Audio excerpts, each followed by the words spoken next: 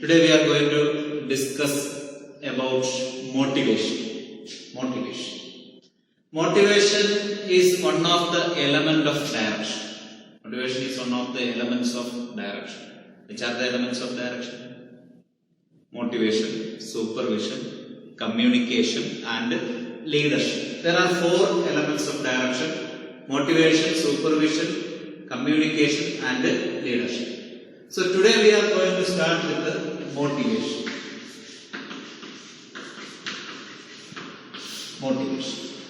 What is motivation? Motivation is an inducement or an urge to do something. That is called motivation. We can say that it's an incitement or inducement to act or move. It's an incitement or inducement to act or move. That is called motivation. In the organization context, we can say that it is the process of making subordinates to act. It's the process of making subordinates to act in a desired manner. For what purpose? To achieve certain organizational goal. So that is in organization context or organization point of view. We can say that it is the process of making subordinate to act in a desired manner to achieve certain organizational goals. Okay. This motivation consists of three main things. First one is motive, then motivation and motivator. Motive is there, then motivation is there, and motivator is there. Motive, motivation and motivator. These three things are there. Let us see first the motive. What is motive? The inner state that emerges or energizes or activates or moves that directs behavior towards goal. That is called motive. Motive is an inner state, inner urge, or that energizes or activates or moves and directs our behavior towards goal. That is called motive. That means an inner state that stimulates us to do something. That is inherent in every living being, to do something or to take an initial step. That it's an inherent feeling with all the living beings. So motivation is the inner state that energizes or activates or moves or directs our behavior towards a certain goal. That inner state is called motive. And what is motivation? It is the process of making the people to do some work, or it is the process of stimulating people to do action, or people to action. It is called motivation. It is the process of making the people to do work. Then what is motivator? Motivator is the tool or technique used to motivate people. For motivating, what we are using or what we are using to stimulate the people to do work, all those techniques are called motivators. In organization point of view, we can say that promotion is a motivator, increment is a motivator, transfer or increase in the wages, all those things are the tool for motivation. That means it's considered as motivators. So these are the three terms: motive, motivation and motivators. Then what are the features of motivation? Features of motivation.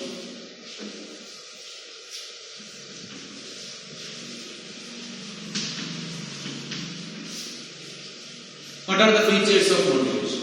The most important feature of motivation is it is an internal feeling.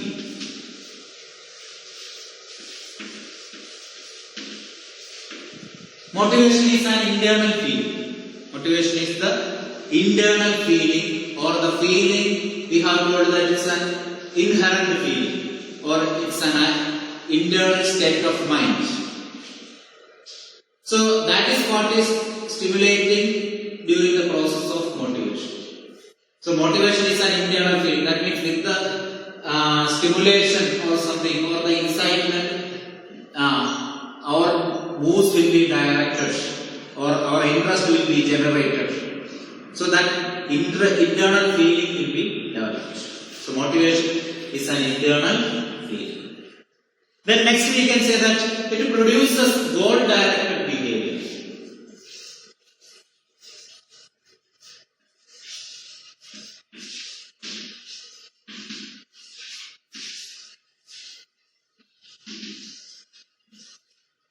Motivation provides or produces goal-directed behavior.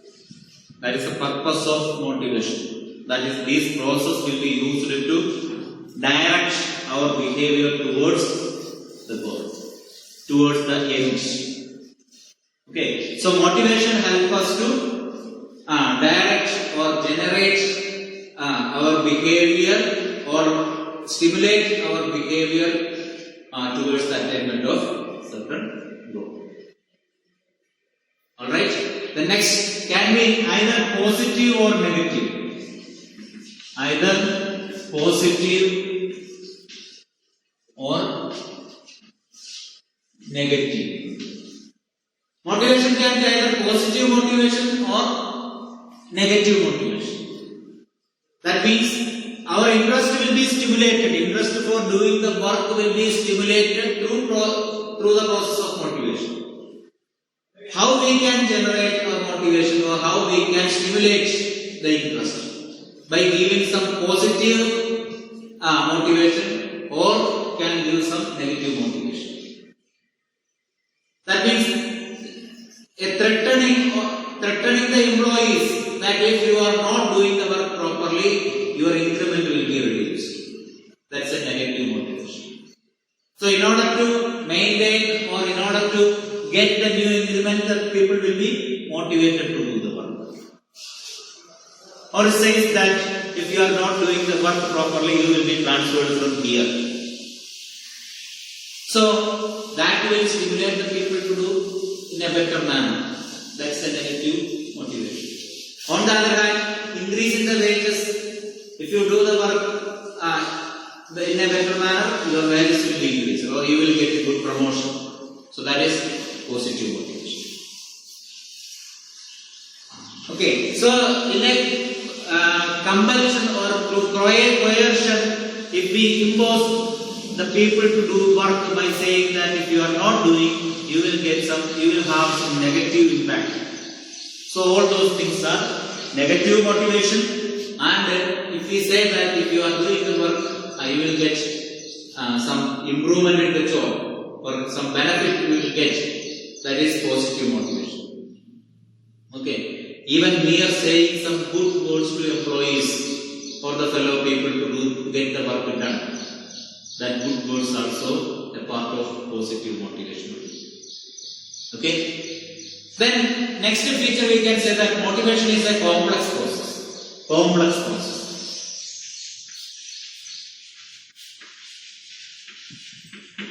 Motivation is a complex process. Why? Because the individuals are heterogeneous in nature.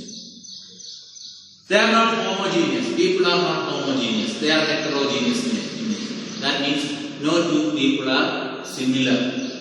Or no two people are having the similar behavior.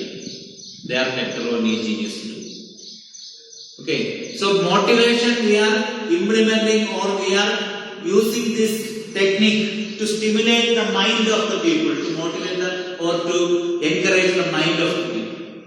The mindset of people are different. Since their mindsets are different, we cannot expect the same result from all the people. Okay, so motivation is a complex process. So we cannot say that if we motivate in this level or in this way, how the person will react. That cannot be predicted. Okay, and the same motivation technique or we call it the motivator. Same motivator cannot be used for two different people. Even if we may not get the same result from both the things. So that's why it is called it's a complex process. Clear? Alright? Then next.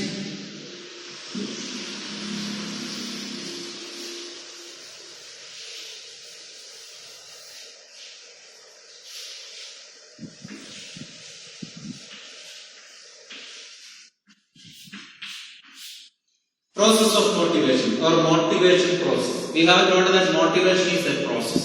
Then what are the steps in that process? That's what we are going to see. See, the first element in the process is unsatisfied needs. Unsatisfied needs.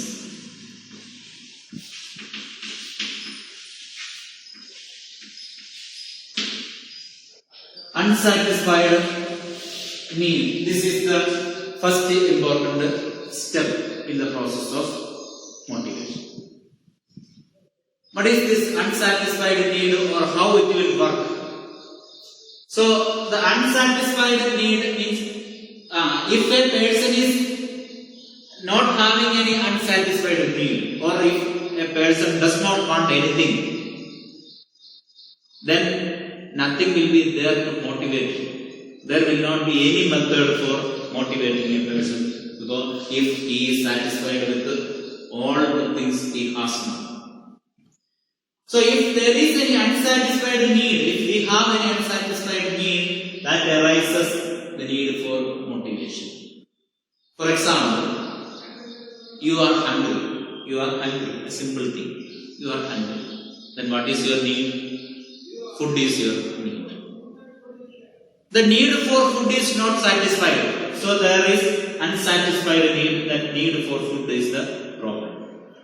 So that unsatisfied need will create tension. It will create tension.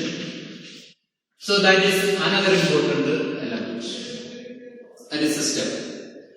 So since you are hungry, that means want of food or need of food, that make or generate tension in you.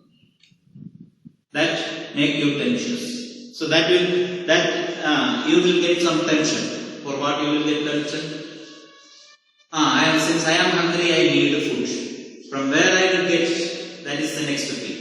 So the need of food creates tension in you, and that drives you. That is the next thing. That drives you. Drives your behavior, that directs your behavior. Okay, so now you need food, that create tension. So I am getting hungry. Since you are getting hungry, you will be in tension. For what? For food. So that drives you, that make you to think or make you to move. For what? Move for what? In search for food. So that drive generates search behavior.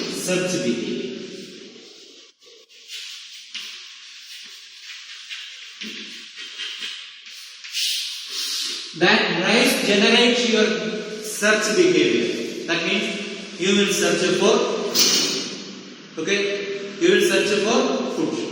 Then once you start to search for food, then what will happen? Then you search food and you will find it out. Once you find out the food and have the food, your need becomes satisfied. So that is the next thing. Satisfied.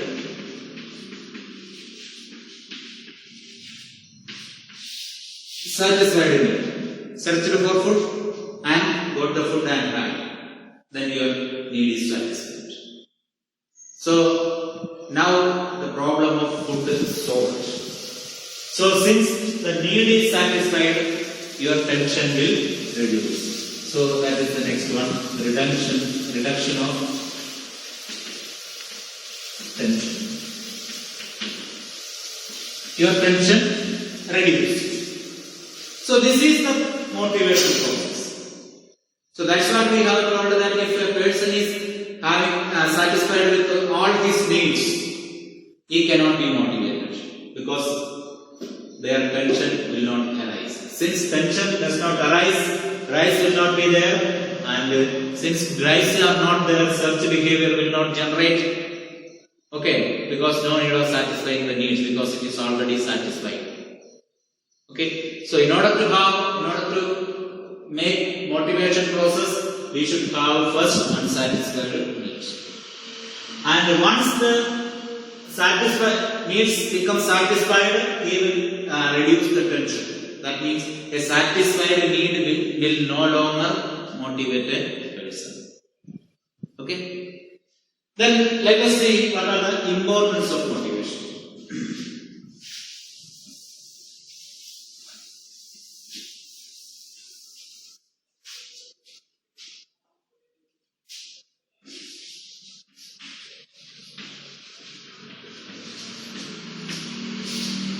What are the importance of motivation? What are the importance of motivation? Why it is important? What are the significances?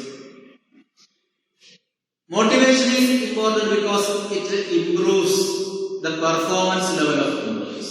Improve the performance level of employees.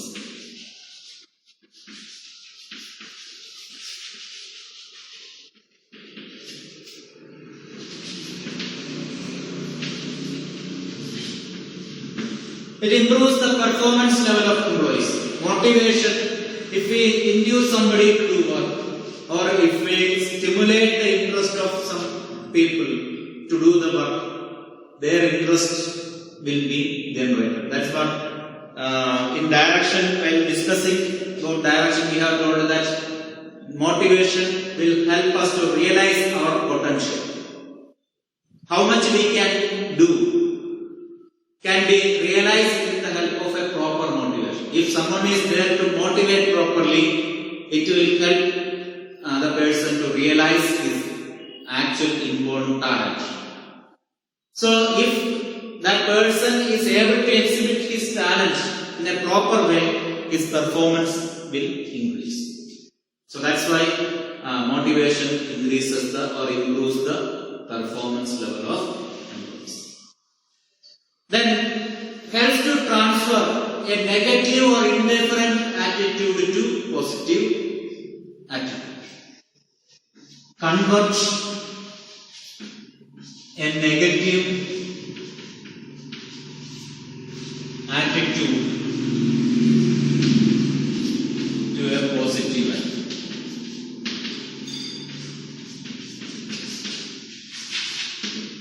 Motivation helps to convert a negative attitude to a positive attitude, or an indifferent attitude to a positive attitude.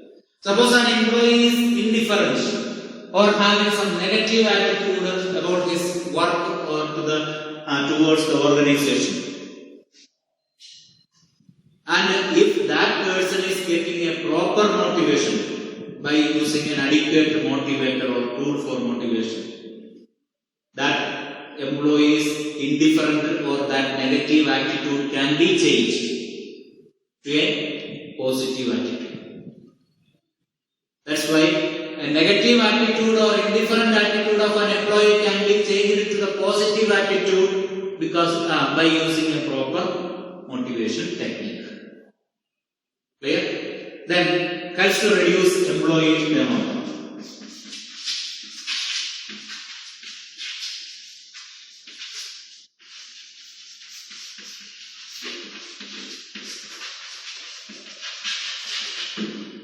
Motivation helps to reduce employee turnover. That means resignation of employee from the organization. That is what is called the employee turnover. That resignation of an employee from the organization can be curbed or reduced by proper motivation. And by proper motivation, we can reduce absenteeism also. Helps to reduce absenteeism. Absenteeism of employees. Say, an employee resigns from the job or becomes absent continuously in job, maybe because of lack of interest in doing the work, or having a monotonous atmosphere in the organization. So that feelings, those feelings or this monotonous atmosphere or lack of interest in doing the work can be avoided or can be eliminated if proper motivation is there.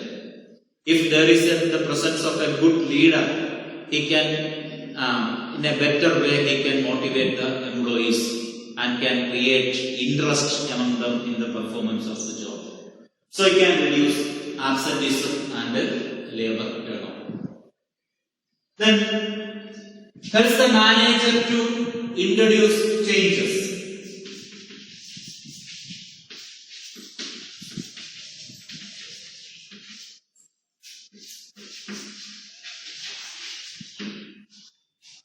Motivation helps the manager to introduce changes. So an interested employee will be ready to do any work. That means if an employee is properly motivated by his leader, and if the leader says that you have to do the work like this, so like that in a harmonious way, if the leader motivates the employees in his work, he can make various changes in the atmosphere and he can introduce any type of changes in the organization.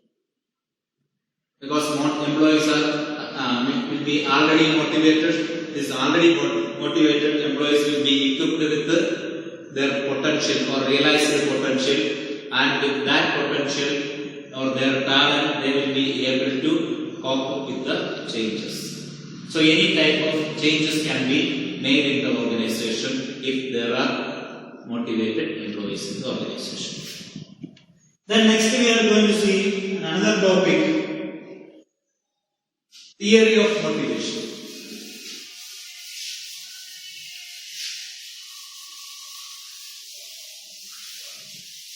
There are various theories about motivation and motivation techniques. Here we are going to see Maslow's need hierarchy theory of motivation. Abraham Maslow is a psychologist, a scholar, and he has put forward a theory of motivation. It is normally called as the need hierarchy theory of motivation. We are going to discuss Abraham Maslow's need hierarchy theory of motivation.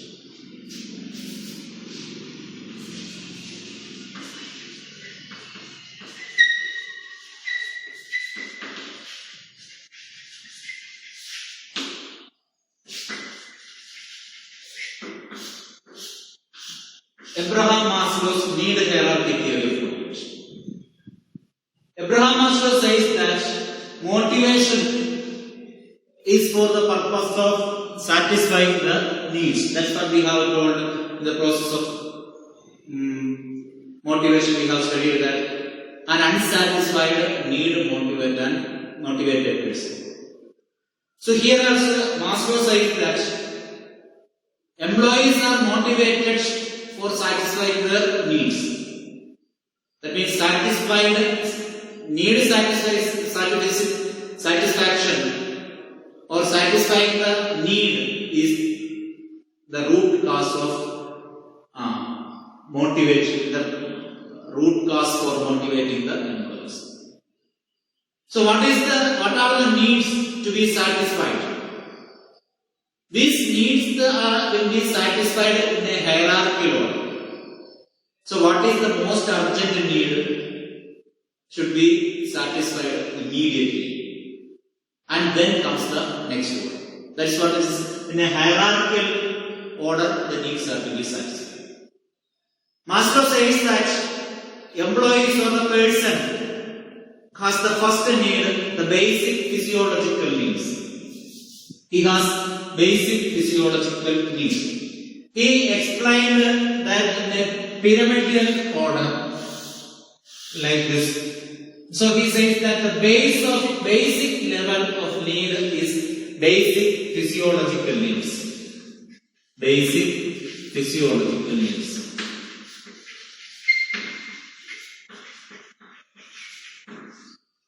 So this is the basic need for every human being. So what is the physiological needs or that basic needs? Hunger Hunger is the basic need. Thirst is the basic need. Then shelter is another important need. So we can see that these three things: air, food, water. Then after satisfying all these things, shelter. So air, food, water, shelter are the basic needs of a person. Okay. So first of all, the basic need should be satisfied. That means this will be the first need for everyone to be satisfied. Which one is that? Basic psychological needs. For example, air, water, food, shelter. So once a person could satisfy all these needs, basic physiological needs, another group of need will arise. Then we can say that safety or security needs. Safety or security needs. Safety or security needs. So once he is satisfied with the proper air, food and water, his need level will increase. Level of need will increase. Then he will think about continuous satisfaction of food and shelter. Continuously I have to get food. Once it is satisfied, then he has to make it sure for future. Because future security is needed. So in order to get food continuously in future also, he should have a job. So that can be the first one, job security. Job security is the first one. And through job he should have a stable income or stability of income. Stability of income. Then pension, etc. As far as he is in job, he will get some income. After his retirement, he is in need of pension. So all these things are the safety or security needs. That means in future also the present level of basic needs at least should be satisfied. So that is regarding safety or security needs. Once he is satisfied with the safety or security needs, then next level of needs, once satisfied with there he will get the another hierarchical in a higher level order. This is called affiliation or belonging needs. Affiliation or belonging needs.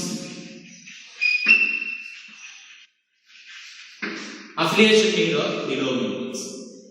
Here in this case, once he is secured with proper income and all other facilities, he will have a sense of belongingness will emerge. He will have a feeling of having belongingness or building up a relation. Then acceptance or friendship. He will feel that a friend should accept me or should have a belongingness. Somebody should be there to accept me, or I should be there under the group of persons. Okay, a group should be there where I should have some acceptance. That feeling is called affiliation. That's why after securing his job, he will think about making a family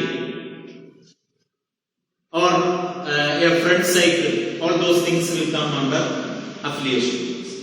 Then once he is satisfied that making a family or having friendship or friend circle, he will have another need which is called safety or esteem needs. It's called esteem needs.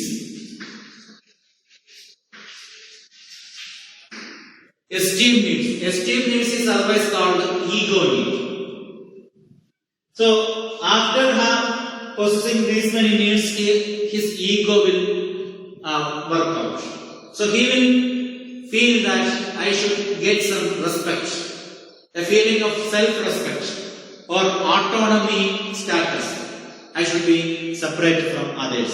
Inside the front circle also, I should get some respect from my friends or from my family or from the society. So I should have an autonomous status or should get some recognition or some attention.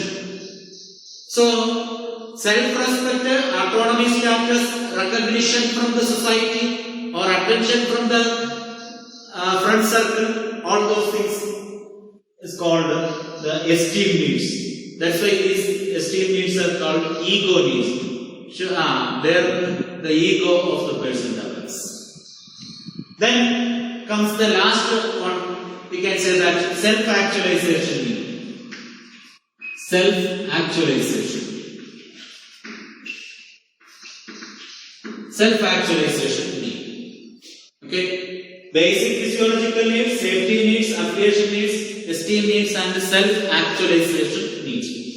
Self-actualization needs says that it's a drive of a person to become what he is capable to become. That means it is the strive to become what one is capable to become. How far he can reach up to that much level, that is called self-actualization need. So that shows the growth in his profession or self-fulfillment. All those things will come under that. Okay, that is the uppermost hierarchical need quoted by Abraham Maslow. So these are the need hierarchy theory of motivation. And this theory is based on certain assumptions. These theories are based on certain assumptions. We are going to see which are those assumptions. Assumptions of need hierarchy theory of motivation. Abraham Maslow says that people's behavior is based on their needs. That is the first assumption. Behavior is based on the needs.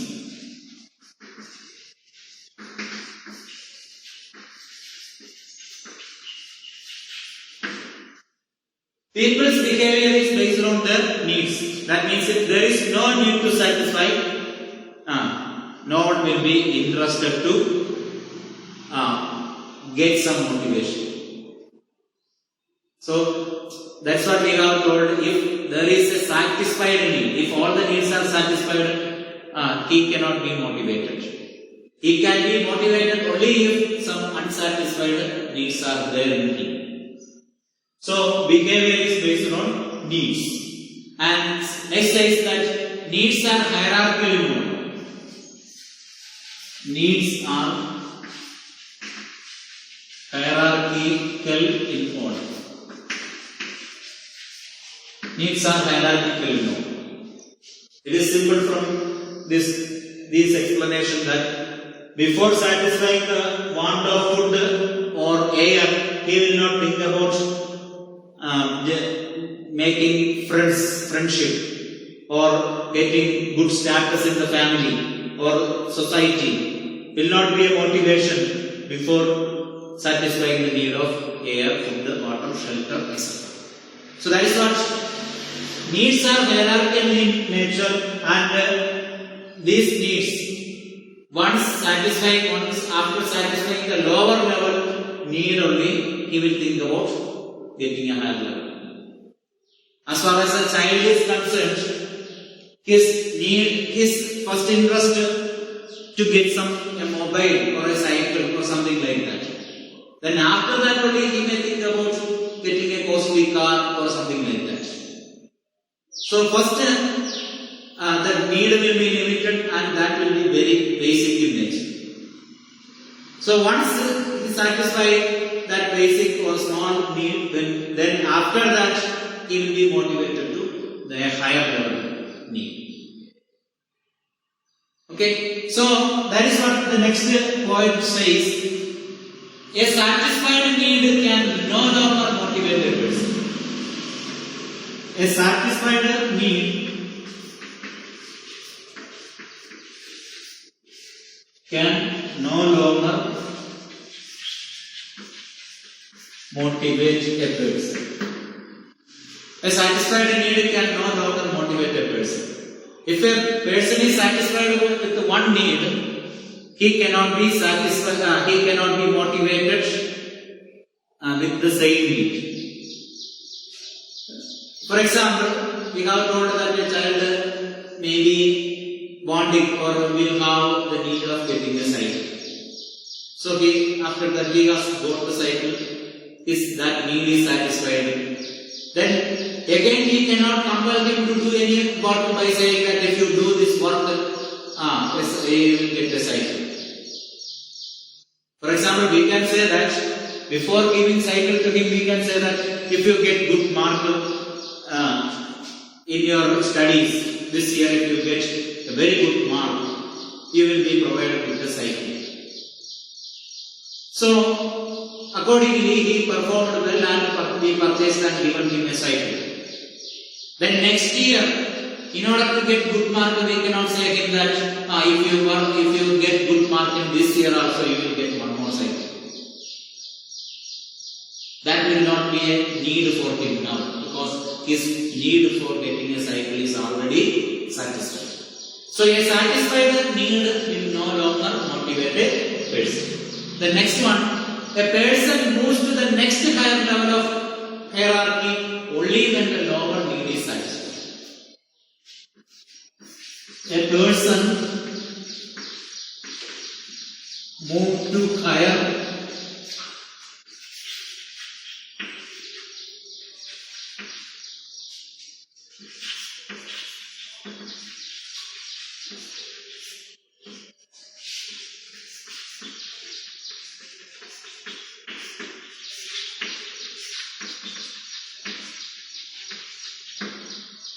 A person needs to have next higher level of hierarchy only after satisfying the lower needs. Okay? So before satisfying the lower level need, he will not think about higher level needs. So only before satisfying the lower level needs, he will not think about the higher level needs. Okay? These are the various assumptions in need hierarchy theory of motivation. So that we discussed what is motivation, what are the process of motivation or the steps in the process of motivation, importance of motivation, need hierarchy theory of motivation, and the assumptions of need hierarchy theory of motivation. I hope all of you understood this topic. Okay? Thank you.